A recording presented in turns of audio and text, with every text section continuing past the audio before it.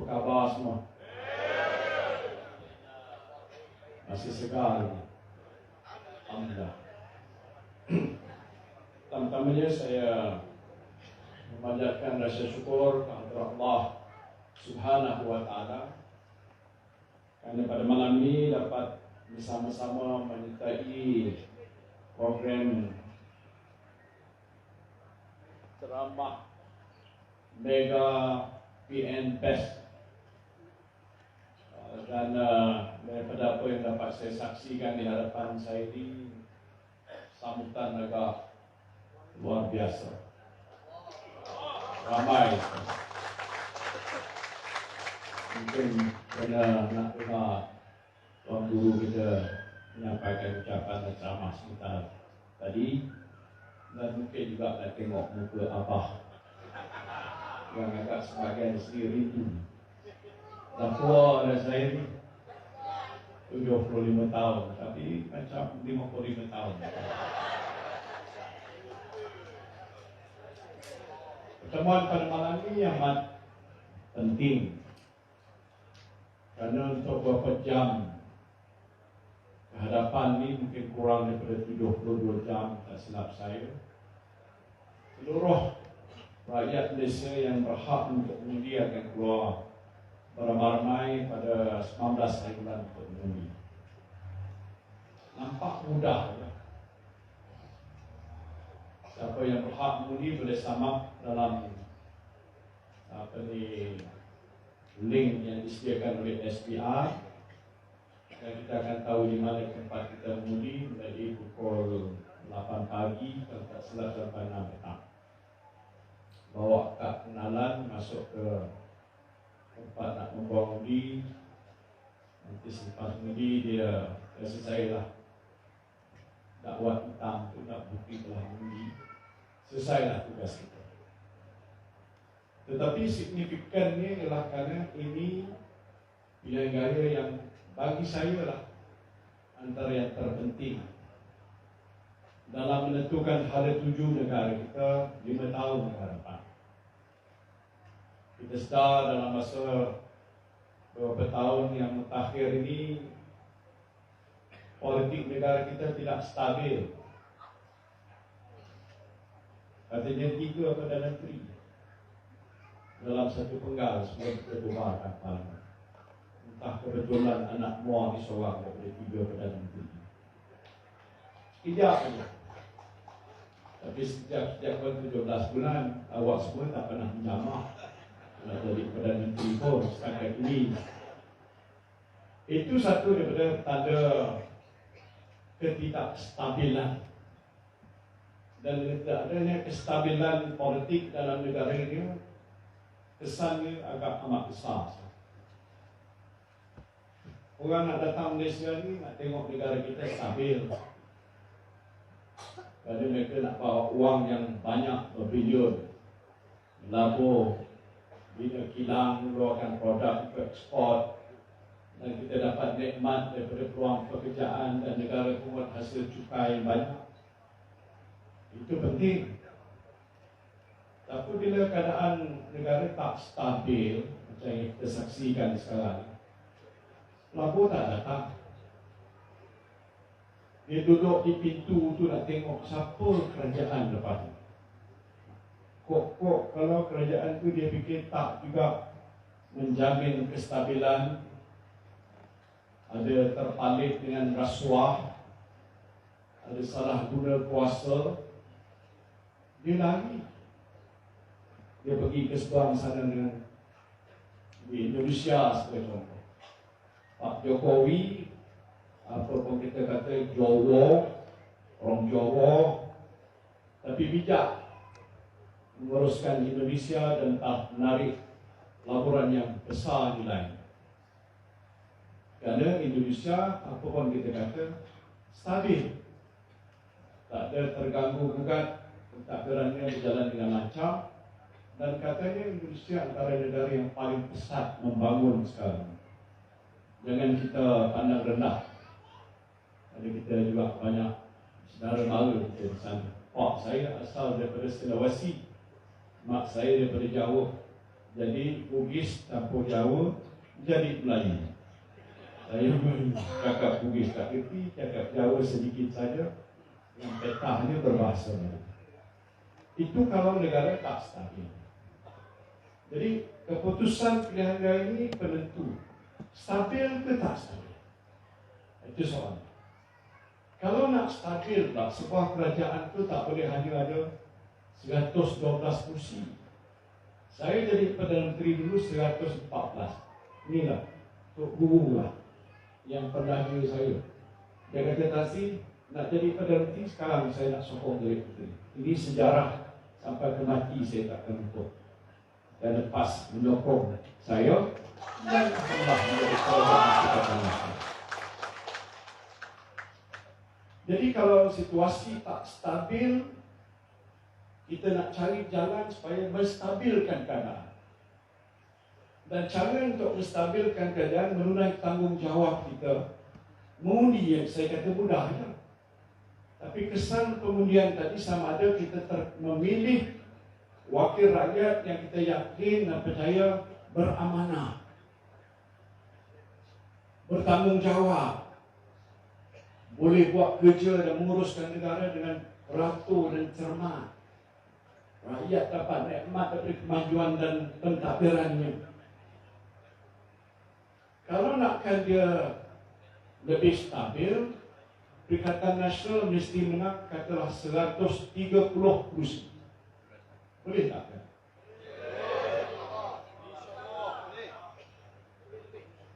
Kita masuk bertanding 171 kursi kalau tak silap saya. Kita nak doa menang 130 kursi. Mudah-mudahan malam ni Allah turunkan rahmat. Dan doa kita ini dengan hadirnya ulama-ulama yang ada di pentas ini dimakbulkan oleh Allah Subhanahu wa taala. Jadi itu antara perkara yang penting. Kalau Tuan Haji Abdullah seorang dia menang kat Muar lawan budak muda namanya Syed Saddiq. Ini anak didik saya. Ini curi. Waktu awal-awal dulu dia tidak masuk politik pun. Saya cerita sikit je lah. Dan waktu saya tubuhkan bersatu, saya tengok anak ni bagus. Saya kata, Ta'al, datang sini. Jangan pergi ke London dulu belajar kat sana. Duduk sini. Dan saya nak lantik kamu jadi ketua pemuda besar. Itu mukadimah dia lah. Permulaan satu jari untuk masuk politik. Nah, macam mana lepas tu macam-macam lah terjadi. Dia tak keluar dari bersatu. Dia kata nak tubuh parti muda, nama muda. Dia tanya saya boleh tak tubuh. Pasal dia lihat saya ni pakai bapak. Sampai hari ni pun, hari tu dia hantar saya WhatsApp mendoakan saya menang di Pagoh. Saya pun begitu juga nak doakan dia menang di Muar. Bahasa dia gitu. Tapi Nawai itu kata menangkan Haji Abdullah pasal Perikatan Nasional. Tak apalah, dosa panjang kita. Itulah secara sedikit saya bercerita panjang soal itu. Tadi soal kestabilan. Karena nak stabilkan negara tadi, soal yang pertama soal menjamin kelestarian pembangunan negara yang lebih berkesan. Itu bukan soal memiliki sebuah kerajaan, tapi kerajaan yang bertanggung jawab, kerajaan yang boleh melaksanakan agenda pembangunan negara yang berkesan, yang boleh mengangkat darjat dan harkat manusia Malaysia ini ke satu harkat yang lebih tinggi. Ini nawaitu kita. Tetapi siapakah agak yang kita percaya dan yakin boleh buat kerja berat? Ini bukan jadi ketua kampung, Tok Pengulu, guru besar. Menguruskan negara mesti ada seorang ketua namanya Perdana Menteri. Di bawah tu ada jemaah menteri. Jaga pelbagai-bagai sektor-sektor pembangunan negara. Ini bukan mudah. Sebab itu yang penting sekarang inilah saya nak jelas sikit ialah apa yang kita tawarkan sebagai Parti Perikatan Nasional. Saya fikir bab politik tadi mesti Guru dah sebutkan. Dia punya keputusan akhirnya jangan pilih Barisan Nasional dan jangan langsung sentuh dan pangkat Pakatan Harapan. Bahaya besar. Pakatan Harapan bahaya besar. Saya baca baru pagi tadi lepas subuh ada satu video. Seolah ni kumpulan Yahudi. Dia bercakap tentang Malaysia sekarang. Dalam kumpulan tu dalam doa dia dan macam-macam cara nak minta supaya Malaysia jatuh ke tangan pihak pembangkang yang menaja kumpulan Yahudi dan juga Kristian. Bagi saya ini bahaya. Apakah bermakna akan berlaku proses Kristianisasi? Dan kita dah dengar cerita ni kan, di Kuala Lumpur, di Petaling Jaya, kalau ada gereja hari Ahad, ada juga orang-orang Melayu pergi ke sana. Rupanya dah masuk Kristian. Itu saya tak fikir berkembang dengan pesat. Sebahagian besar kita ni adalah orang Islam. Tetapi agenda puak dan kaul-kaul seperti inilah tidak lain tidak bukan satu hari niat mereka adalah untuk mengambil alih Malaysia ini menjadi satu daripada koloni dia. Itu satu daripada strategi jangka panjang. Mungkin tidak dilihat waktu kita ini, tapi mungkin tidak berapa lama. Kalau kita tak berhati-hati dan berjaga-jaga, boleh terjadi. Na'udzubillah min zalik.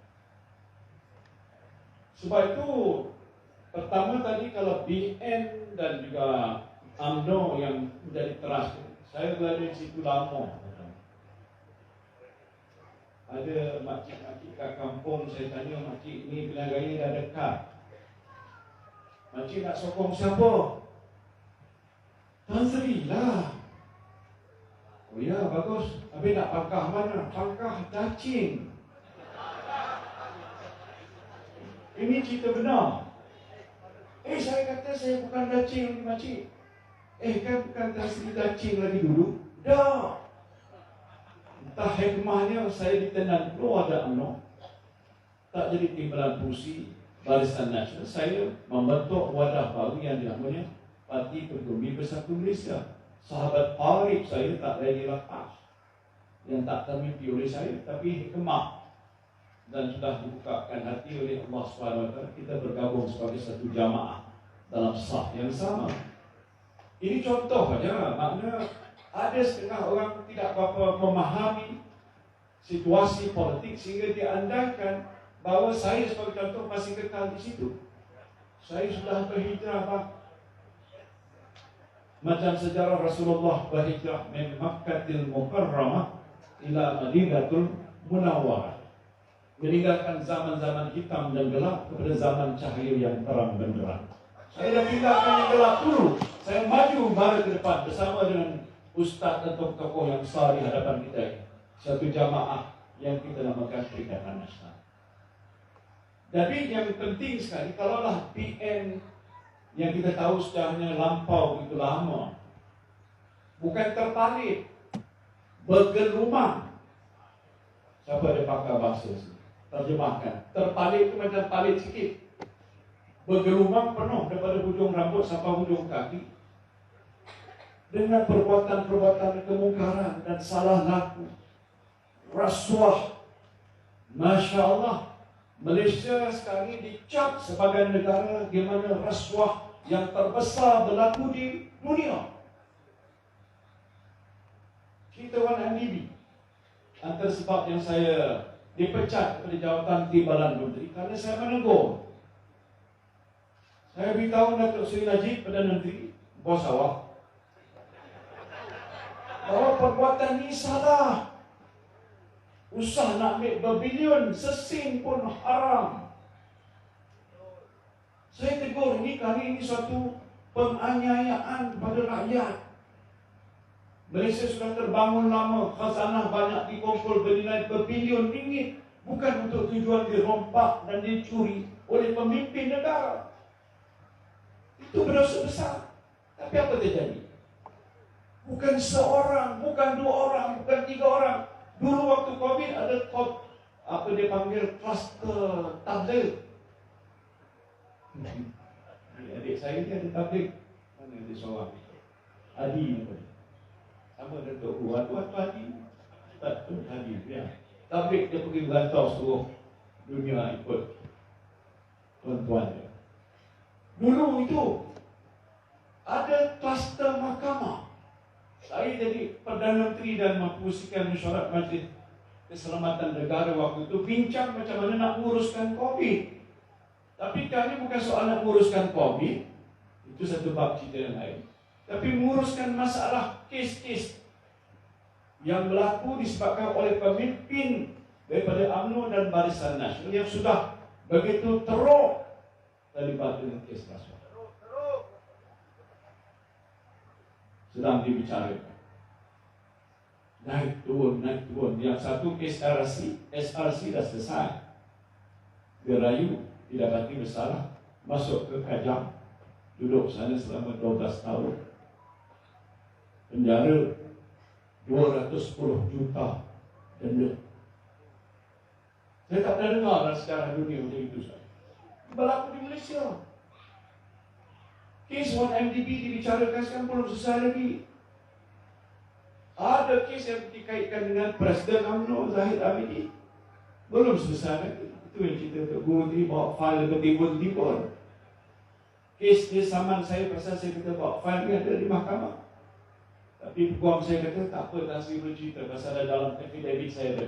Termasuklah nama Tuan Guru yang menjadi saksi pada perbuatan Zahid Hamidi. Bawa fail bertimbun-timbun nak rayu supaya saya campur tangan menggugurkan kes kesalahan dia. Bolehkah? Tak boleh. Dia fikir sebagai Perdana Menteri ini cukup kuasa, boleh buat apa-apa saja yang sesuka hati saya. Tak boleh. Saya mengangkat sumpah sebagai Perdana Menteri, wallahi, wabillahi, watallah, saya Muhyiddin Yassin yang sekarang menjawab jawatan Menteri akan mendokong prinsip-prinsip sebegini. Satu, perlembagaan negara tidak akan melakukan rasuah salah. Itu ikrar orang Islam yang bermula dari wallahi, wabillahi, watallahi, berat. Jangan main. Jadi bila dia desak saya tak boleh tunduk. Akhirnya sebab saya tak boleh tunduk, ada tekanan dia tarik sokongan pada saya. Saya jatuh dan berhenti sebagai Perdana. Tak apa. Kok mana tahu lepas saya lagi? Allah kata kau jadi Perdana Menteri ke-10 kun fayakun. Jadilah. Mana dah tahu. Tapi tak apa. Jadi pokoknya kalau dah ini masalah. Kalau Pakatan Harapan, saya ada sedikit pengalaman. Berapa lama? 22 tahun. 22 bulan. Masya Allah. 22 bulan. Saya menjadi Perdana Menteri 17 bulan. Lama juga rasanya. Tun Mahathir jadi Perdana Menteri kali kedua 22 bulan. Kami duduk di situ awalnya bukan kenapa. Kerana nak menentukan kleptokrasi jatuh. Kalah UMNO dan Barisan Nasional, tumbanglah nanti. Jadi hasrat kita tak tercapai. Tetapi lepas itu duduk sebagai sebuah kerajaan. Ada jemaah menteri. Saya ada duduk dalam jemaah menteri ni tuan-tuan, hampir 40 tahun. Masa zaman Tun Mahathir, lepas dia berhenti ganti dengan Datuk Seri Abdullah, lepas tu Najib Perdana Menteri. Saya duduk dalam jemaah menteri. Tapi bila saya berada dalam jemaah menteri Pakatan Harapan di mana DAP ada bersama-samanya, tekanan cukup hebat. Langsung tak nak menghormati hak orang Melayu dan Islam. Guan Eng jadi Menteri Keuangan. Tak pandai nak menguruskan wang negara. Duit yang kerajaan peruntukkan untuk Equinas, iaitu agensi yang kerajaan tubuh untuk membantu membangunkan aktiviti ekonomi, menjana pendapatan besar supaya orang-orang lain dapat menguasai ekonomi secara lebih berkesan. Dia nak ambil duit tu, dia nak ambil, keluarkan. Dia nak gunakan untuk tujuan lain. Datuk Seri Azmin sebagai Menteri Ekonomi jumpa Tuan Mahathir, beritahu, Tuan tak boleh. Ini untuk orang Melayu, Bumi Putra. Kenapa Guan Eng nak buat begitu? Nasib baik ada intervensi daripada Datuk Seri Azmin Ali, Menteri Bersatu dalam Jemaah Menteri Waduk. Saya pun sama bilang, saya jadi Menteri Dalam Negeri. Menteri Dalam Negeri ni apa kerja? Tangkap orang yang salah, tetapi nak mengawal supaya negara kita ni selamat, keselamatan lebih terjamin, tidak tergugat, diganggu oleh mana-mana anasir jahat, menjaga ketenteraman awam. Itu tanggungjawab. Tapi bila berada dalam jemaah menteri di mana wakil-wakil DAP terutamanya, siapalah tuan-tuan tahu semua, desak supaya saya hapuskan akta hasutan. Akta hasutan ni telah ada lama dah. Kerana waktu belum ada akta tu, orang boleh mencerca raja, menghina agama Islam, tak menghormati hak Bumi Putra dan kaum-kaum yang lain. Macam-macam perkara yang dilakukan yang boleh membangkitkan kemarahan. Dan kalau marah orang lain itu jadi satu porak-poranda bergaduh antara kaum, bahaya untuk negara kita. Jadi akta hasutan penting untuk menentukan negara kita ini aman dan selamat. Guan Eng minta supaya saya hapuskan akta itu. Ini keputusan dalam mesyuarat jemaah menteri. Saya tubuh satu jawatan kuasa, suruh meneliti apakah mungkin boleh dan sebagainya. Jawatan kuasa membuat cadangan, tak boleh. Bukan saya sebagai menteri buat guna kuasa sebagai menteri dalam negeri membuat keputusan itu, tapi diperakukan oleh jawatan kuasa khas kepada saya sebagai menteri dalam negeri mengatakan tak boleh. Pasal apa? Kalau nak hapus, sedangkan akta itu ada di situ untuk melindungi hak raja, kami kena pergi menghadap majlis raja-raja. Dan tentu majlis raja-raja tak bersetuju. Apalagi kalau nak berjumpa dengan banyak pihak-pihak yang menjaga kepentingan Melayu Islam dalam negara, dan ketuanya ialah tidak lain tidak bukan ialah raja-raja Melayu yang menelung Islam, yang menaungi Islam di negara kita. Mereka juga tidak akan setuju. Macam mana desakan datang daripada DAP pertama untuk tuntut supaya akta ini dihapuskan? Wah, saya boleh cerita macam-macam lah. Waktu PS mementadbirkan negara, kita dengar macam-macam cerita. Seolah-olah macam sudah ada satu kebebasan baru bagi bukan Melayu dan Islam untuk berbuat apa saja yang mereka suka. Betul, mereka bebas. Tapi kebebasan itu ada had dan ada batasan. Tak boleh buat dan melanggar sehingga menimbulkan satu kemarahan yang boleh mencetuskan pergaduhan kaum. Tengok apa berlaku tahun 1969. Saya waktu itu belajar di Universiti Melaya. Duduk di Kuala Lumpur dengan abang saya, Tan Sri Aziz. Pernah jadi ketua bahagian UMNO di mana. Saya waktu itu di Universiti Melaya.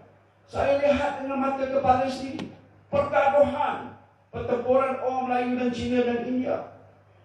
Bawa parang di depan rumah saya berlagu. Saya ingat sampai sekarang. Doa tak akan berlaku lagi macam itu.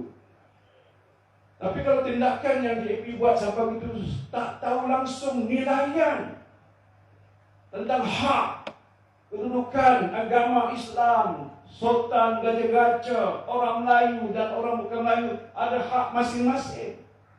Kenapa dia nak bertindak begitu? Dia fikir apa? Dia sudah ada kuasa dan kerajaan, dia boleh buat sesuka hati? Tak boleh. Tapi tuan-tuan nak sokong Pakatan Harapan. Nak sokong ke? Saya nak bagi amaran. Saya tiap-tiap malam ni sebelum hari nak mengundi ni, saya takut. Ada kononnya berita PS dah dapat banyak kursi. Siapa kata? Rafizi. Yang dok tuduh Tuan Ibrahim, Tuan Mandi macam-macam hal. Fitnah. Sengaja difitnahkan pasal nak cari undi dan sokongan atas dasar konon dia boleh menang dan membentuk kerajaan. Jadi dia menakut-nakutkan saya ini. Kalau betul berlaku ini, nyaya lagi. Bukan nyanyi biasa, nyanyi luar biasa. Jangan bagi undi satu pun, satu undi kepada PS macam satu undi pada DAP yang tak menghormati hak kita. Jangan buat gitu, tuan. Oh ya, saya ada hak. Saya tak nak katakan anak muda, dia pun ada hak. Saya nak pilih sesiapa, saya pilih Datuk Sri. You, anak-anak muda yang ada hari ini mungkin baru nak memahami politik. Kita tak salahkan mereka. Ini dah ada umur 18 ni. Kat mana dia nak undi? Nak buang kat mana undi tu? Beritahu anak-anak kita. Nah, kalau nak selamat, jangan pilih PM. Kalau hari ini nak selamat, jangan pilih Barisan Nasional, pilih Perikatan Nasional. Betul. So, ni satu tak boleh. Yang ni mungkin tak boleh ni, tak boleh ni. Yang boleh hanya Perikatan Nasional. Saya nak beritahu ni, tuan-tuan dah baca tak kitab Kulit Biru? Kitab tu macam buku Kulit Biru, Manifesto Perikatan Nasional. Tadi guru dah sebut sentuh sikit. Saya nak ambil ini beberapa perkara sampai subuh. Boleh berjemaah kat sini, tapi taklah lama sangat kerana ada had batasan waktu kempen, tak boleh lebih daripada jam 12. Ada hari itu saya terlajak orang dah sebab Allah dah lebih 12 suku. Nasib baik tak polis tangkap saya. Tak peling banyak polis ada kat sini. Tapi tak apa, nak jelaskan. Pasal bila kata kita nak sokong Perikatan Nasional, bermakna saudara sokong kerajaan Perikatan Nasional, mesti ada janji. Dan janji ini wajib ditunaikan. Ini Ustaz ada kat sini. Apa hukum kalau berjanji? Tok Rahul ada kat sini. Hukumnya wajib ditunaikan. Dan ini disebutkan di sini ialah tajuknya prihatin, bersih dan stabil. Yang kita biasa PNBES itu prihatin, bersih dan stabil. Penting. Keprihatinan soal apa yang kerajaan dah lakukan itu jelas. Waktu zaman kita yang singkat mentadbirkan negara, kita cukup perhatian tentang masalah rakyat. Waktu pandemik COVID melanda seluruh dunia, Malaysia tidak terkecuali, kita perhatian tentang apa tindakan, langkah yang harus kita buat untuk menguruskan soal ehwal nyawa dan kehidupan kita. Terbukti kita mampu. Saya tidak masuk bakul langkah sendiri, tapi disahkan oleh pakar-pakar antarabangsa termasuk World Health Organization yang mengatakan bahawa pengurusan COVID di Malaysia antara yang terbaik di seluruh dunia. Orang lain tunggu vaksin. Pak Jokowi, saya melawat ke sana waktu saya jadi Perdana Menteri, official visit. Dia layan saya daripada awal sampai akhir, berjemaah sembahyang sama-sama, duduk sama dia. Waktu tu dia kata dengan saya, Pak Muhyiddin, saya kalau di Jakarta ni kenakan PKP, porak-poranda. Orang Jawa ni tak ada duit. Kalau tak kerja satu hari, mati. Dia kata, pasal saya umumkan PKP. Tapi di sana ada juga PKP sementara aja. Tapi dengan sebab tidak ada PKP, wabak COVID melanda. Pantas dan cepat. Jumlah yang meninggal dunia pun ramai. Itu satu ujian keupayaan. Saya tak nak sebut ni kerana menengahkan saya. Tetapi ini urusan COVID yang agak berkesan. Yang lain negara tunggu, Indonesia setahun lebih, kita 7 bulan dah dapat. Siapa di sini yang belum dapat suntikan vaksin angkatan? Tak ada. Alhamdulillah. Syukurlah. Anwar Ibrahim gelar saya Bapak PKP. Kalau dia bagi saya medal emas, tak apa. Dia mengata saya. Itu maksud dia tadi. Dia kata, Muhyiddin waktu jadi Perdana Menteri tak ada kerja lain, PKP, tak apa, saya bertanya ini. Jadi dia bagi saya gelaran Bapak PKP. Thank you Anwar Ibrahim. Bayangkan kalau tak ada PKP. Ada PKP, 4 juta rakyat di negara kita terkesan dengan jangkitan COVID. Saya sudah dijangkiti COVID. Istri saya pun sudah dijangkiti COVID. Anak-anak saya kulluhum fi baiti, dalam rumah saya semua COVID. Waktu mana vaksin belum sampai, tak tahu macam mana doktor layan dia. Lepas berapa hari, 2 minggu waktu itu selesai. Sekarang tak payah 2 minggu, 5 hari pun dah beda. Bayangkan kalau tak ada pengurusan segitu dilakukan oleh kerajaan pimpinan saya waktu itu, mungkin yang akan terjangkit bilangannya 10 ke 20 juta. 4 juta itu dah besar. Meninggal dunia 36,000. Dia kata paling tinggi di dunia. Saya fikir Anwar Ibrahim tak pergi sekolah kot, tak pandai kira ke. Bandingkan negara Amerika, ya populasi besar, tapi yang mati 1,6 juta. Rusia 800,000, India 500,000. Ya populasi besar, tetapi kalau ikut kiraan peratusan ratio kita 30 juta, sewajarnya kita patutnya jumlah yang dijangkiti dan meninggal dunia mungkin kat 70-80,000. Tapi kes kita berbanding dengan negara lain masih rendah. Jadi tak apalah, Anwar Ibrahim tak bersyukur.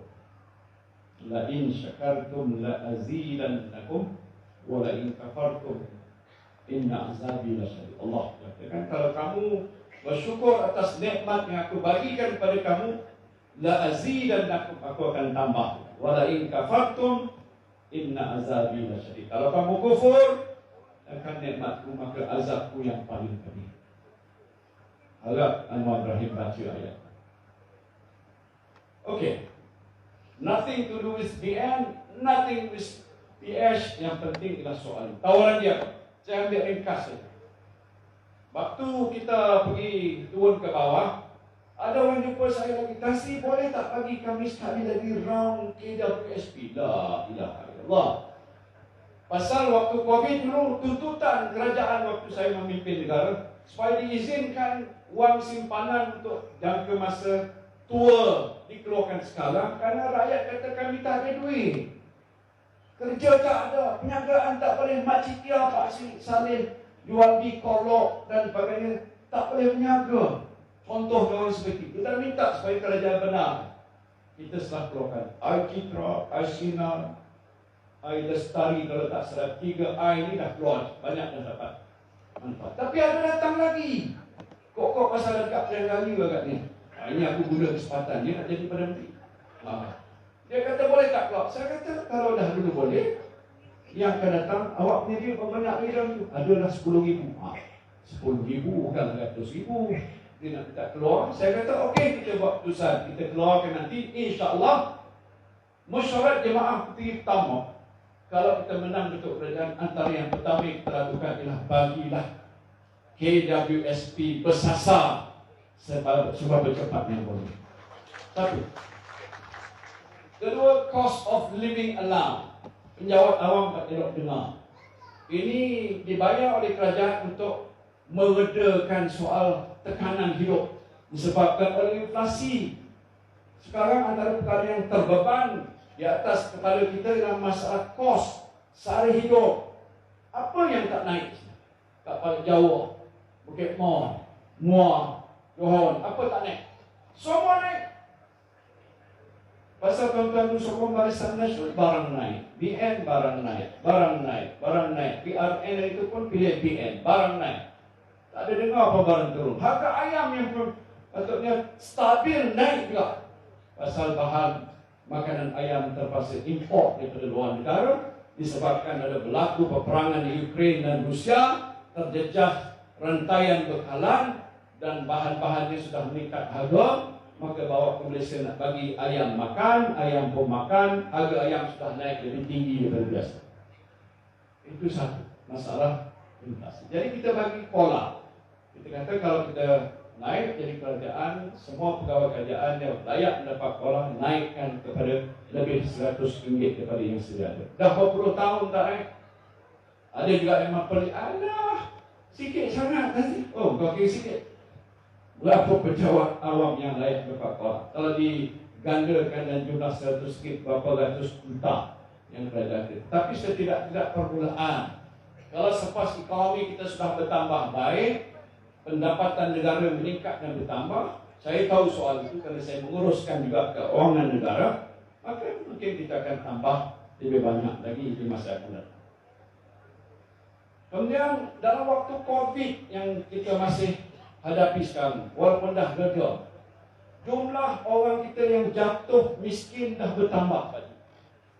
Dulu dikata bottom 40, bawah 40% yang miskin, yang tegar, yang tak ada pendapatan apa-apa yang cukup nak mencari keluarga. Sekarang lepas COVID naik 40% kepada 61% orang miskin. Tengok kalau di Jawa, kalau ada 10, 6 orang tu garanti tak ada cukup pendapatan.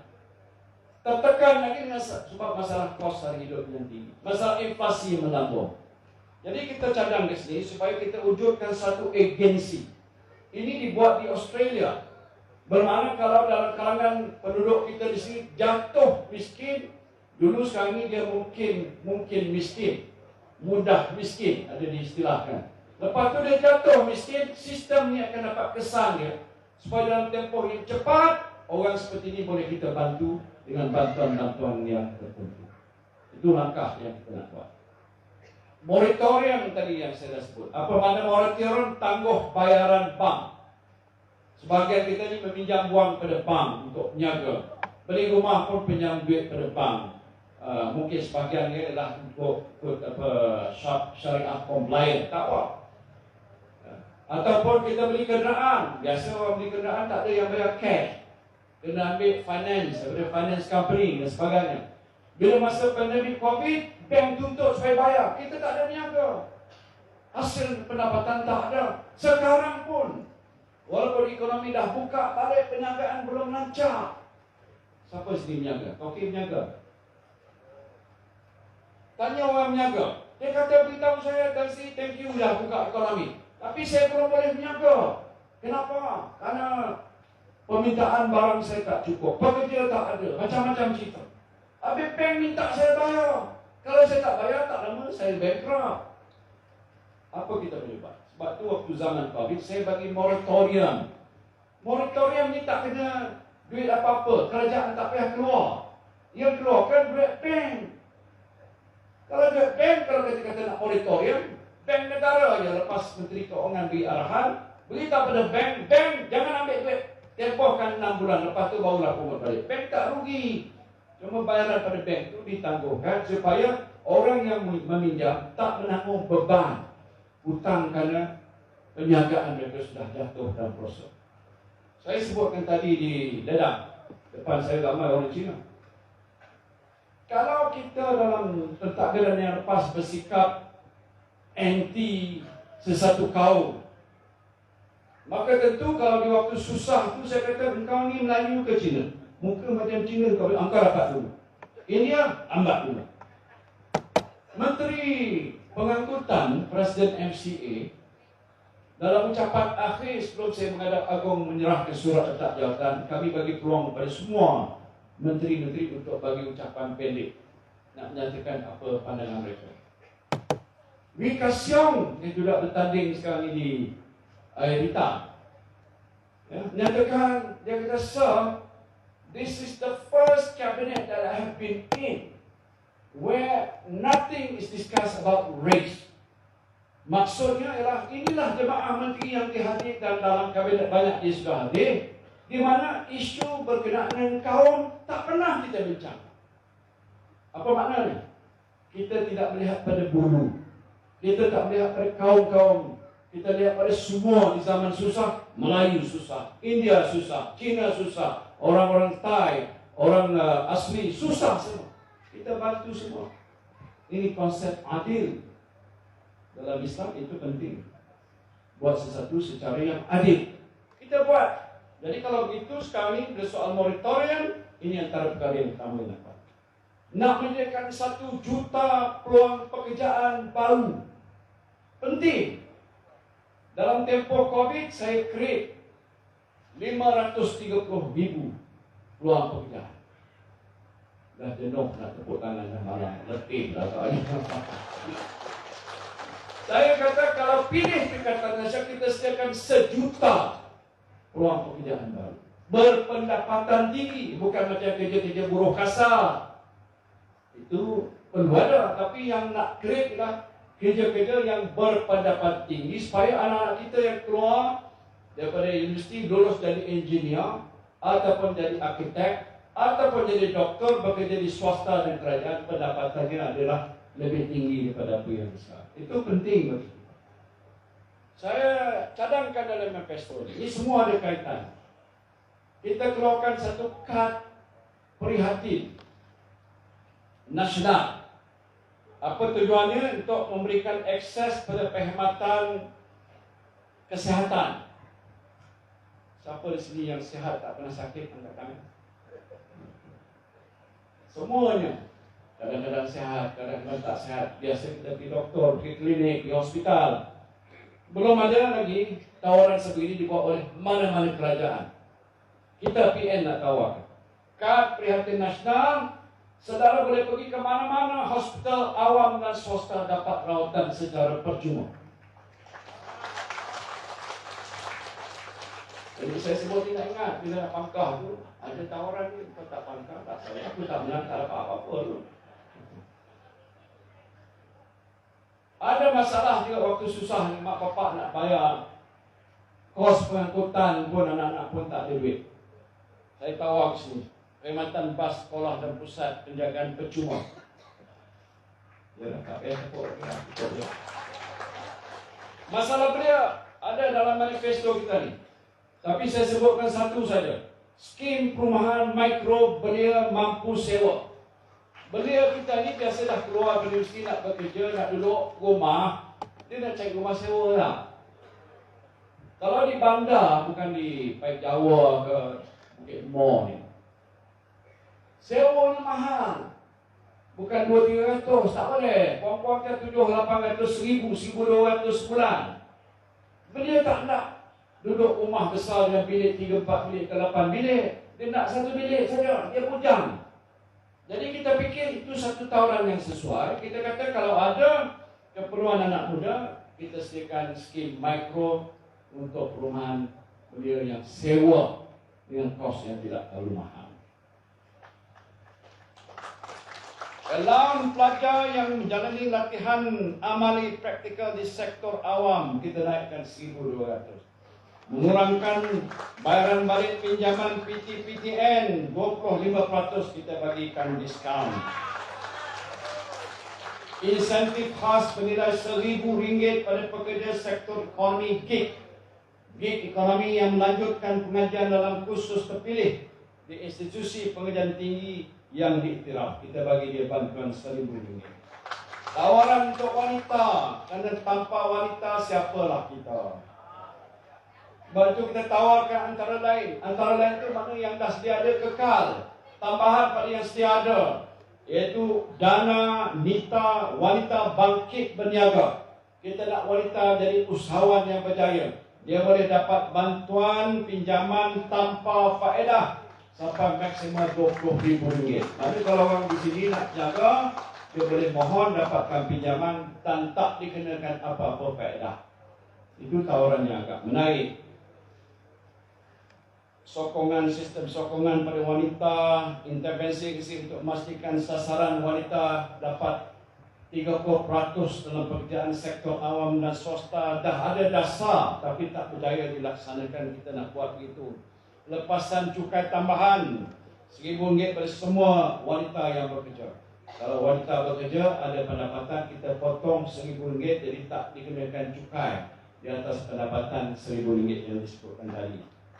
Warga emas, siapa di sini usia 60 tahun ke atas, angkat tangan. Negara kita ni dah jadi negara menua, bukan petua. Aging population. Walaupun ada lahir anak-anak yang baru di Malaysia ni, tapi yang ada hidup agak lebih panjang menjadi warga emas. Bila warga emas, kita menghadapi banyak masalah. Kita nak cadangkan tubuh satu jabatan warga emas, nak menguruskan hal ehwal warga emas. Boleh tak? Ha? Dia warga emas. Ada. Ya, kita jangan ketawa. Di negara Jepun, antara negara yang mana ramai orang sudah tua, dikatakan aging population. Ini satu masalah yang serius. Pasal hidup lama kerana zat makanan bagus, usia panjang, tapi kadang-kadang tak sihat, terlantar. Kalau terlantar, dulu pergi hospital, sekarang ni ada skim yang kita hantar doktor pergi jumpa pesakit di rumah. Boleh tak? Tawaran kita ni macam, alah biasa je. Ada, bukan biasa, orang tak pernah buat. Kita nak buat ni, walaupun nak macam kecil saja, tapi besar kesannya pada kita.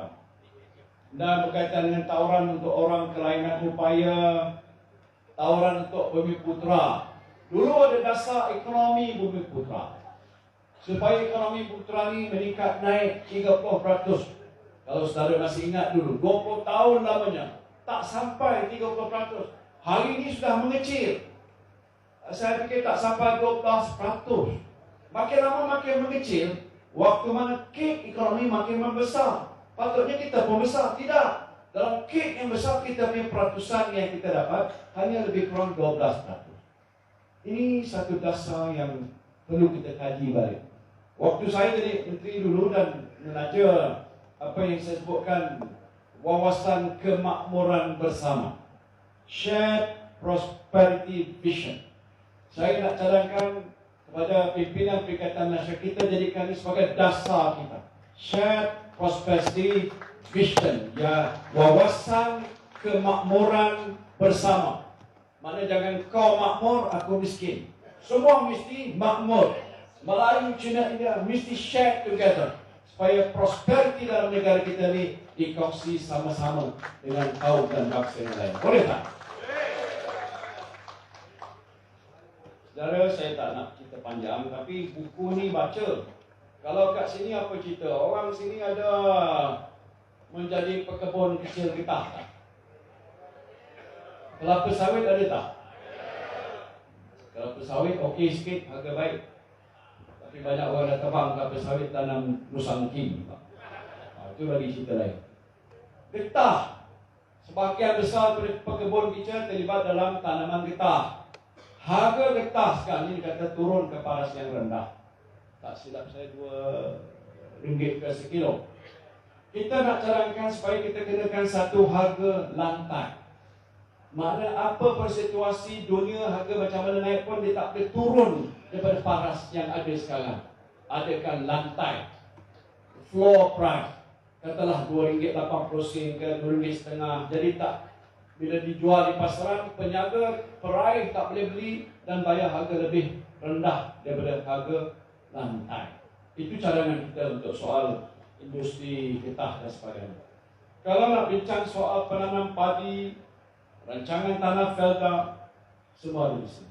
Antara juga yang penting yang kita tekankan sini ialah meningkatkan akses kepada internet. Kita semua ni ada handphone. Semua ada handphone. Dalam internet, kita nak gunakan internet sebagai satu alat perhubungan penting. Untuk meningkatkan perniagaan kita, kita perlukan internet, perniagaan secara online. Dan ini penting untuk kita tingkatkan. Dah ada dasar waktu saya dulu yang saya lancarkan untuk menyediakan akses kepada internet di seluruh negara.